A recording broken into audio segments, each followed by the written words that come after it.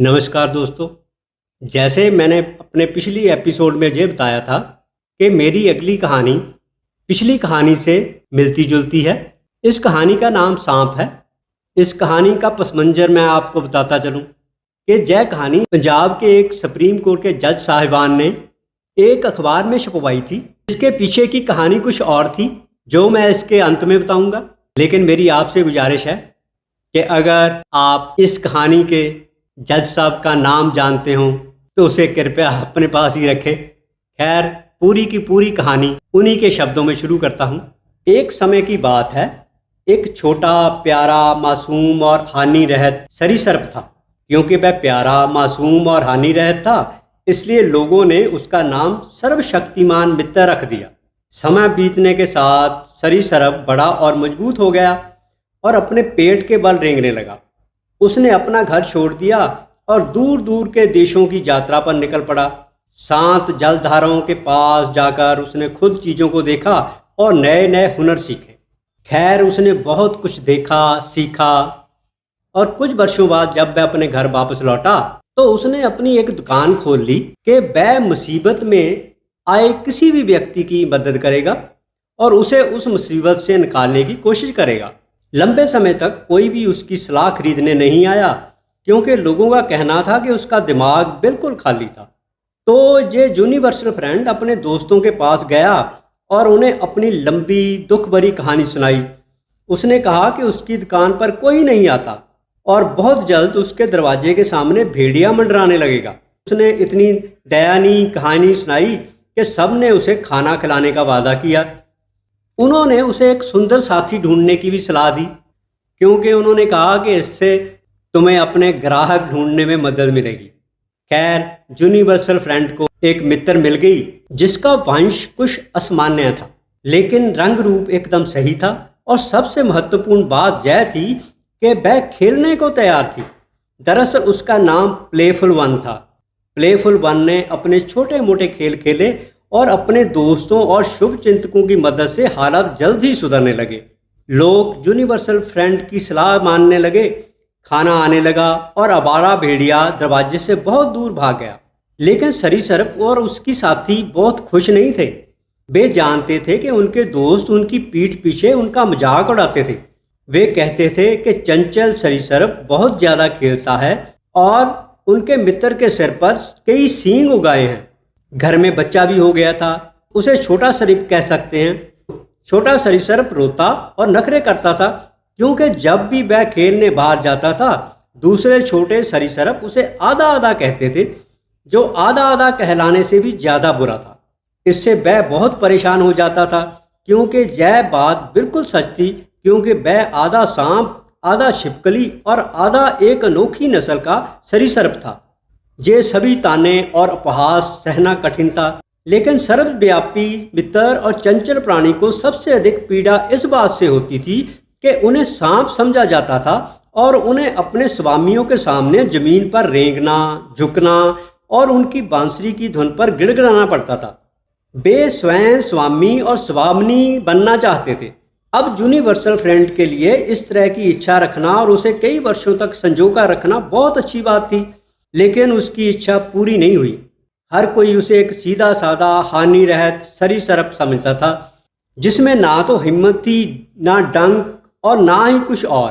सत्ता में बैठे लोगों का कहना था कि हालांकि उन्हें उसका सरीसृप जैसा व्यवहार पसंद था, लेकिन वह स्वामी के रूप में किसी काम का नहीं था और कभी भी ठीक से बांसुरी नहीं बजा पाएगा।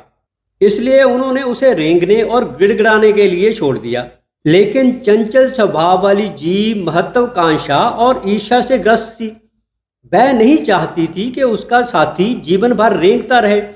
वह स्वामिनी कहलाने और अन्य सरीसृपों से सम्मान पाने का सुख चखना चाहती थी। इसलिए उसने और भी खेल खेलने शुरू कर दिए और महत्वपूर्ण लोगों को अपनी ओर आकर्षित करने लगी। वह मुस्कुराती, फुसलाती, मनाती और कुछ भी करने को तैयार थी। जी हाँ, कुछ भी। लेकिन इन सब का कोई फ़ायदा नहीं हुआ और मास्टर्स ने उसकी सारी हरकतों को अनदेखा कर दिया और इससे प्लेफुल वन बहुत गुस्से में आ गई। अगर मैं मालकिन नहीं बन सकती तो कम से कम मुझे अपना बदला तो लेना ही होगा, उसने कहा। और अपने साथी को कुछ करने के लिए कहा। लेकिन मैं क्या कर सकता हूँ, उसने कराहते हुए कहा। मास्टर्स के पास सभी बेहतरीन पाइप हैं और जब वे उन पर बजाते हैं तो मुझे सिकुड़ कर रेंगना पड़ता है। इसलिए चंचल लड़की तब तक इंतजार करती रही कि बड़ा मालिक अपने पाइप समेट कर जाने की तैयारी कर रहा है। अब हमारे पास सुनहरा अवसर है, उसने अपने साथी से कहा। तुम हमेशा से ही हानि रहत निकम्मे सार्वभौमिक मित्र सर्प रहे हो, लेकिन जे लो थोड़ा जहर, इसे अपने दांतों में भर लो और जाकर बड़े स्वामी को काट लो। मुझे उससे नफरत है। एक बार उसने मेरे साथ खेलने की कोशिश की थी और लगभग मुझे पीठ के बल गिरा ही दिया था। ओह, स्नेक ने कहा, मुझे लगा था कि तुमने ही उससे खेलने की कोशिश की थी। खैर छोड़ो, चाहे उसने तुम्हें लगभग गिरा दिया हो या तुमने खुद को गिराया हो, अब इससे कोई फर्क नहीं पड़ता। असल बात तो यह है कि मुझे भी वह बिल्कुल पसंद नहीं है। वह मुझे एक कीड़े जैसा महसूस कराता है और अब जब वह अपना काम समेट रहा है तो मैं उस पर अपने नुकीले दांत बेझिझक इस्तेमाल कर सकती हूँ। लेकिन फिर भी यूनिवर्सल फ्रेंड स्नेक डरा हुआ था, क्योंकि अंदर से वह कायर था। उसमें अकेले काम करने की हिम्मत नहीं थी। उसे अन्य दूसरे सरीसृपों की मदद और नैतिक समर्थन चाहिए था, जो उसकी तरह डरपोक और दबे पांव चलते थे। इसलिए उसने उन्हें बुलाया और उनका हौसला बढ़ाया। इनमें से कई ऐसे थे जो गंदगी में लौटने के कारण बुरी तरह बदबू मार रहे थे। वे बिग मास्टर से नफरत करते थे, क्योंकि जब भी वह उनके पास से गुजरता वह अपना रुमाल अपनी नाक पर रख लेता था। इसलिए उन्होंने कहा, हाँ, यह अच्छा ही होगा अगर यूनिवर्सल फ्रेंड जब बिग मास्टर को काट ले, जो हमेशा हमें खुद को साफ रखने के लिए कहता है। हम साफ नहीं रहना चाहते। बिग मास्टर का नाश हो। अफसोस, जो योजना बनाई जाती है, जो उम्मीदें और आशाएं रखी जाती हैं, वे हमेशा पूरी नहीं होती। अफसोस, जो योजनाएं बनाई जाती हैं, जो उम्मीदें लगाई जाती हैं और आशाएं रखी जाती हैं, वे हमेशा पूरी नहीं होती। और ख़ासकर रेंगने वाले और दुबकने वाले सरीसृपों की उम्मीदें तो शायद ही कभी पूरी होती होंगी। और इस मामले में ऐसा ही हुआ। यूनिवर्सल फ्रंट ने जिस जहर से अपना मुंह भरा था वो बाहर छलक गया और उसके कई साथी सरीसृप उससे सने और दागदार हो गए। उन्होंने उस पर हमला बोल दिया, उसे गालियां दी और उसे नीच और दखलंदाजी करने वाला व्यक्ति बताकर उसकी निंदा की, जिसने नए बड़े मालिक से दोस्ती करने के लिए उनके अफसरों को बर्बाद कर दिया था। अनेक ने उनकी योजना को बिगाड़ दिया था और उन पर बेवजह बदनामी ला दी थी। यह सब देखकर बिग मास्टर खूब हंसा और फिर उसे यूनिवर्सल फ्रेंड पर दया आई, जो सिर पर सींगों वाला एक बेचारा छोटा सरीसृप था, जिसके अंदर कुछ भी नहीं था। जैसा कि ईस्प कहते हैं, इससे यह सीख मिलती है, यदि आप एक सरीसृप हैं तो स्वामी बनने की आकांक्षा ना रखें और अपने चंचल साथी को नियंत्रण से बाहर ना होने दें। जैसे कि मैंने पहले बताया था कि इस कहानी का पिछली कहानी से नाता इस तरह है कि परंपरा के अनुसार जब कोई वरिष्ठ जज या बार के प्रमुख सदस्य सेवानिवृत्त होता था तो बार काउंसिल उसके सम्मान में एक फेयरवेल डिनर आयोजित करती थी। अब जिस जज साहिबान ने ये ऊपर वाली कहानी लिखी थी, उन्हें जय सम्मान नहीं दिया गया। उन्होंने इसे व्यक्तिगत अपमान माना और इसका कारण उस वक्त के एक एडवोकेट जनरल और उनकी पत्नी के साथ जोड़ा। यह विवाद एक काउंसिल के कुछ सदस्यों, खासकर एडवोकेट जनरल के प्रभाव में की ओर से जज साहब के प्रति कथित असामान्य या राजनीतिक व्यक्तिगत प्रतिशोध का परिणाम माना जाता था। जज साहबान ने अपनी निराशा और तीखी टिप्पणी को इस फेबल के रूप में व्यक्त किया, जो बच्चों की कहानी की शैली में लिखी गई लेकिन वयस्कों के लिए व्यंग्यात्मक थी। इसमें निर्दोष दिखने वाले सांप को यूनिवर्सल नाम दिया गया है, जो कानूनी जगह, सत्ता और हानि रहित दिखने वाले लेकिन प्रभावशाली खतरनाक तत्वों पर कटाक्ष करता है। यह घटना 1960 के दशक में आंतरिक राजनीति का एक प्रसिद्ध उदाहरण बन गई।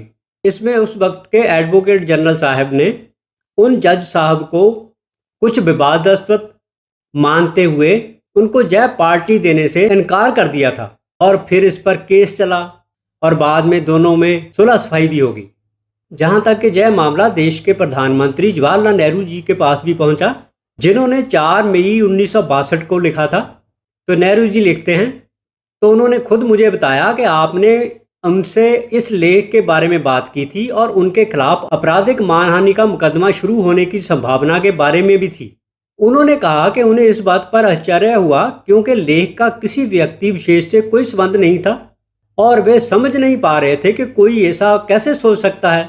आपने उन्हें एक व्यक्ति के बारे में नहीं बताया था। वे यह स्पष्ट करने के लिए तैयार थे कि यह किसी विशेष व्यक्ति पर लागू नहीं होता।